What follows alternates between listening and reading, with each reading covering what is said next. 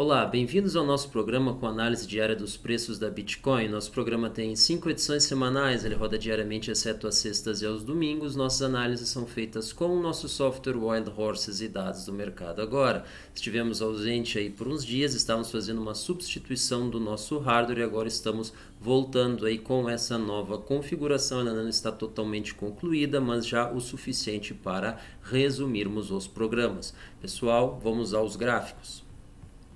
Nesse primeiro gráfico, nós temos aqui o preço de fechamento diário da Bitcoin cotada em Tether na exchange Binance.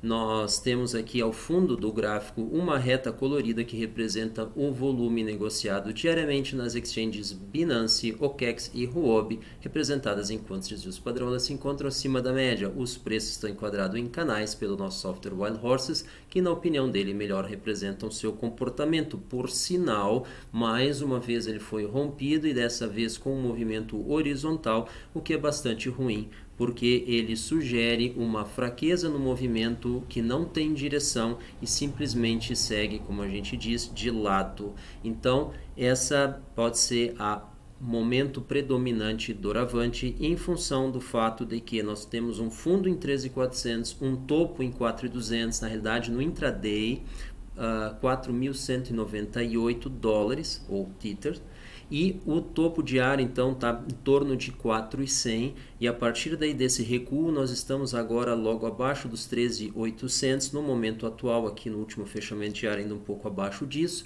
mas estamos praticamente no centro dessa faixa, dado a direcionalidade do movimento, ou seja, não tem uma movimentação nem para cima nem para baixo, e o ponto em que nós estamos entre o máximo e o mínimo recentes, 13.400, 4.100, nós estamos aí praticamente no centro da faixa, então a gente atribui uma probabilidade igual de upside e downside, ou seja, apenas por esse gráfico aqui não é possível ter uma ideia da direção em que estamos seguindo, porém o que vale a pena notar, estamos aí com um baixo volume, o que não é bom para os preços, em especial nesse histórico recente dos 59 dias, com o volume tal qual nós estivemos sim em patamares inferiores, exatamente o que nós dizíamos praticamente há um mês atrás, antes desses movimentos bruscos de alta que aconteceram. Vamos dar uma olhada então na nossa estimativa para o final do dia de hoje. E aí o que nós vemos é uma expectativa aí de manutenção em relação ao fechamento do dia anterior,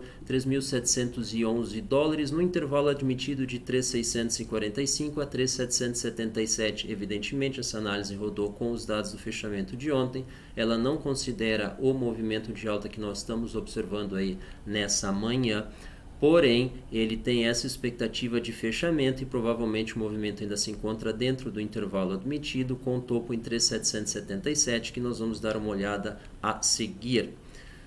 A correlação que existe entre o preço e o volume voltou a diminuir em função do movimento brusco de queda que aconteceu no início do dia de ontem, foi com bastante volume e, como já foi dito, queda nos preços, ou seja, isso dirige a correlação para um valor menor, ou seja, uma dependência menor do preço do volume, e aí nós começamos a ter então uma dependência em torno de 50%, o que abre espaço para a determinação do preço por outros fatores. Vamos agora para o nosso giro no mercado agora, e aí nós começamos com Lifecoins, blockchain e criptoeconomia. Dinheiro não existe, justiça orienta vítimas a sacarem tudo da Unique Forex. Pessoal, para quem está acompanhando o mercado, quem participa do mercado, sabe que esses movimentos, essas ofertas milagrosas de ganhos astronômicos não são sustentáveis, sequer no médio prazo. Então, muita atenção, não só para essa, para qualquer oferta que pareça muito tentadora. Para quem tem uma prática já de experiência no mercado, não precisa muito,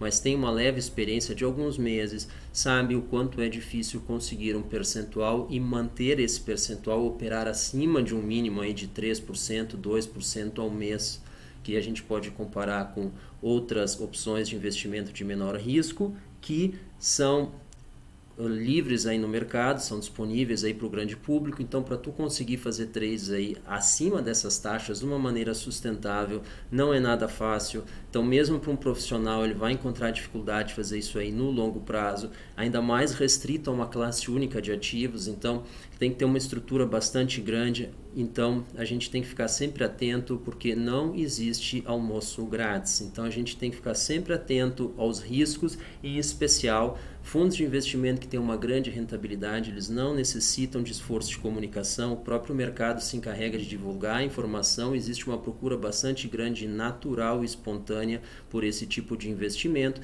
que vai colocar limites mínimos de investimentos bastante grandes, tempo mínimo de permanência bastante grandes, e vai ter sempre uma fila de espera. Então, por favor, muita atenção aonde vocês colocam o vosso dinheiro que foi ganho com o vosso trabalho. Aqui então, CoinMarketCap, nós temos aí o benchmark da Bitcoin avaliado nesse momento em 3.791, então logo acima do nosso intervalo, que termina em 3.777.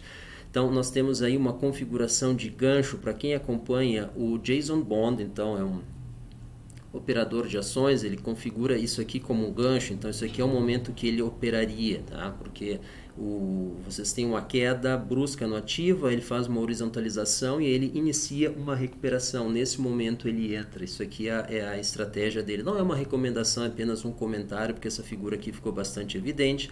Naturalmente, a gente vê aqui as demais criptos aqui imitando essa movimentação, reforçando a nossa constatação já de tempos atrás de que diversificar em cripto não é diversificação, em função dessa paridade aqui de movimentação, onde uma é bastante semelhante às demais. Vamos dar uma olhada então no volume para ver se essa atitude aí, se esse padrão do Jason então teria algum resultado positivo, a chance de dar um resultado positivo.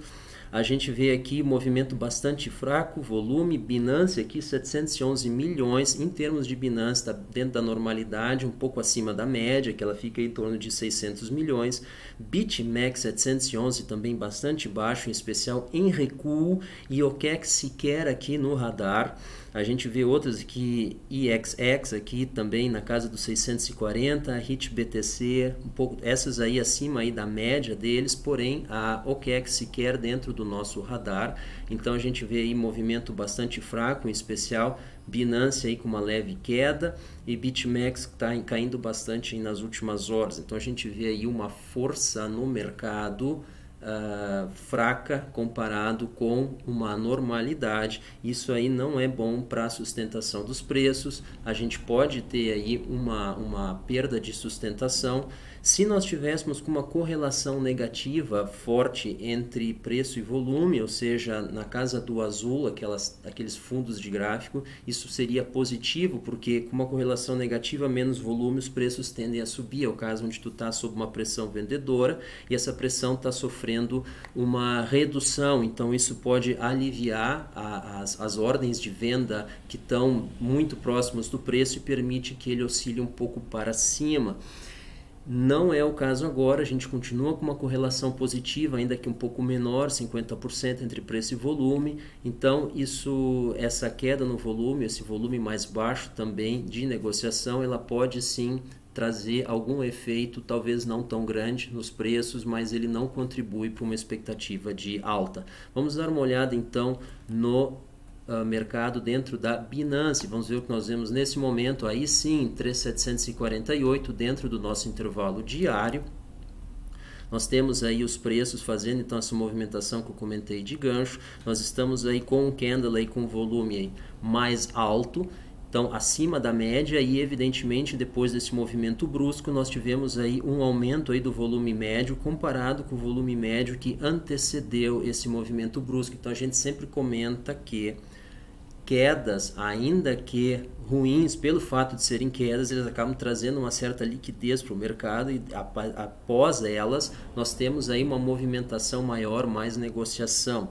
É importante que essa negociação se mantenha, todavia, para que possa acontecer então essa recuperação. A gente chama atenção aqui que o candle, então, que aconteceu aí praticamente na primeira hora do dia de ontem, foi um candle com bastante volume, seguido por outro de igual volume.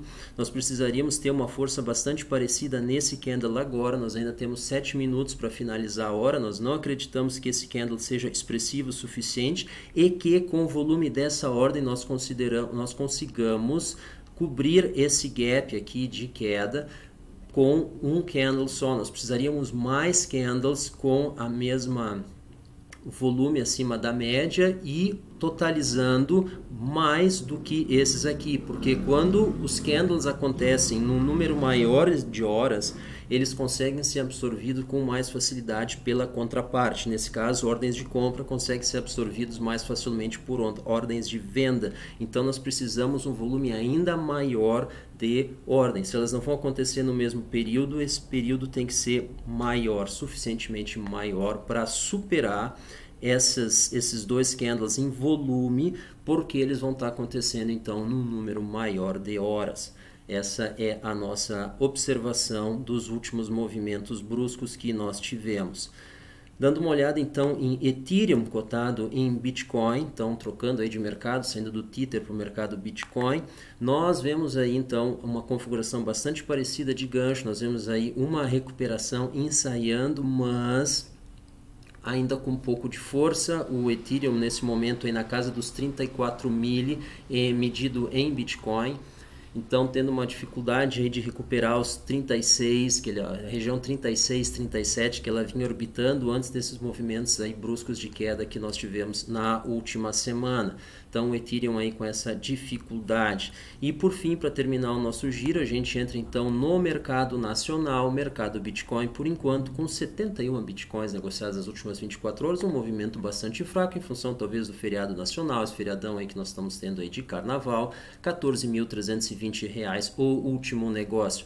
Pessoal, essa foi a nossa análise para o dia de hoje. A gente agradece aí a atenção de vocês e a gente lembra então que tem o Schiff Gold aí como uma opção aí para fazer a compra de ouro físico. Vocês têm a opção de fazer a armazenagem em cofres no exterior. Então esse ouro ele tem a recompra garantida. Vocês fazem a compra direto da Schiff Gold nos Estados Unidos. Ele pode ser enviado para cofres que não ficam no sistema bancário, tanto nos Estados Unidos, Reino Unido, Singapura, e esse ouro então fica armazenado. No momento que vocês querem fazer a liquidação dessas posições, a Schiff Gold então faz a recompra e deposita então na conta de vocês o valor. Então isso aí é uma opção interessante para diversificação de investimento. Pessoal, muito obrigado aí pela atenção. Até a nossa próxima análise, o nosso próximo vídeo. Não se esqueçam de assinar o nosso canal e ativar as notificações. Tchau!